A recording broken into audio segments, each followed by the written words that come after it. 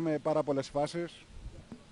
Εγώ προσωπικά είμαι πάρα πολύ ευχαριστημένος με την ομάδα μας. Διακούς τον έχω δύο παιχνίδια, μ' άρεσε εμένα. Από ό,τι είδα είχαμε 22 τελικές. Το τελευταίο 25 λεπτό του πρώτου ημιχρόνου, αλλά και στο δεύτερο ημίχρονο, κάναμε πάρα πολλές φάσεις. Τον βλέπω πρώτα και μπαίνει μέσα γρήγορα, πολύ, ταχύτατα. Πιέζει τις ομάδες από το πρώτο λεπτό. Της πνίγει που λέμε. Ο κόσμος του Ολυμπιακού για άλλη μια φορά ήταν υπέροχος και θέλω να τον ευχαριστήσω. Πίσω του. Εγώ θέλω να είναι και για το καλό των φιλάθλων του Ολυμπιακού, γιατί πάλι ο Ολυμπιακός, η θύρα αυτά και αυτή ήταν φανταστική. Ναι. Είμαστε η καλύτερη ομάδα. Σήμερα το σκορ, αν η τύχη ήταν με το μέρος μας, θα μπορούσε να ήταν 5-1, 5-2, 6-2, χωρίς καμία υπερβολή. Δουλέψει, να σε κλείσουν και σε 10 λεπτό μπορεί να σου κάνει μια μεγάλη ομάδα και 3 γκολ.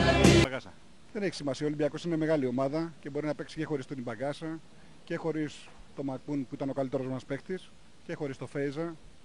Έχουμε πάρα πολλούς παίκτες. Λοιπόν, άλλο τίποτε θέλετε. Μα δεν παλίτσα άλλο στον Άρχοντα.